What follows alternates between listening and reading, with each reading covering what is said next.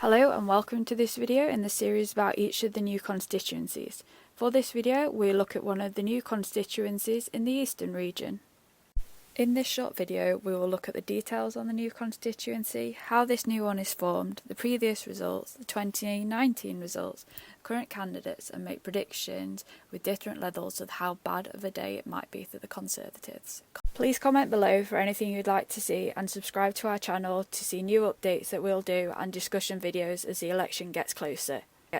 There are lots of changes with boundaries in the next election, so we're going to give a quick overview of how the boundaries are changing and how it's going to affect each seat.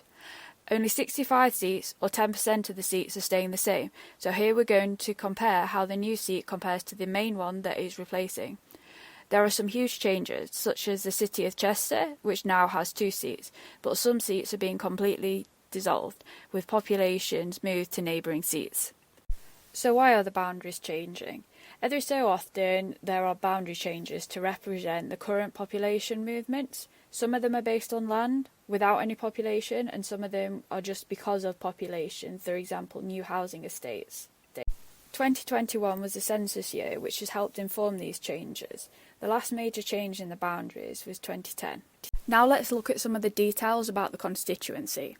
There are 8 regions in England, with Scotland, Wales and Northern Ireland on a country basis. There are 32 seats in Wales, 57 in Scotland, 18 in Northern Ireland and an average of 60 in each of the English regions. The population can vary hugely. The highest is nearly 152,000, which is in Birmingham Ladywood, while the lowest is less than 27,000, which is in the Western Isles of Scotland, which also has the lowest electorate at 21,000. The average population is 103,000 and the average electorate is 73,000. The largest area is the most northerly mainland seat, which is Caithness, which is nearly 12,000 kilometres squared, or approximately 100 times the size of Manchester.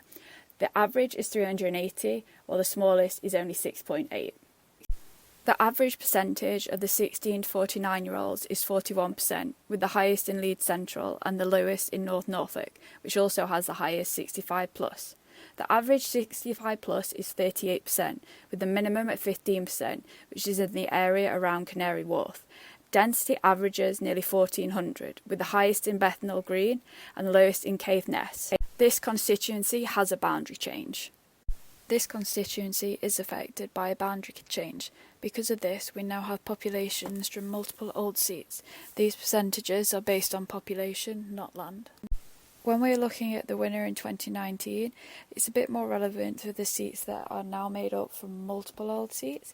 Nevertheless, this is the result from 2019, with the winner and whether the seat was held or it changed. Here are the winning party and those that came second, and also the majority. The size of the majority is key when considering how this seat might change.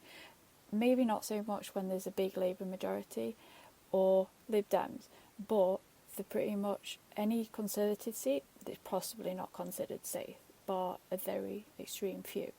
The same for the SNP. Some of these are really up for grabs, particularly for Labour and the Lib Dems. Here we see the vote share at the last 4 elections for the 5 main parties in England: the Conservatives, Labour, Lib Dem, Green and a combination of Brexit or UKIP. The Brexit UKIP vote was distorted in some constituencies in 2019 because if they were held by the Conservatives in 2017, they didn't stand against them. Nevertheless, we can see the changes that occurred throughout the different elections.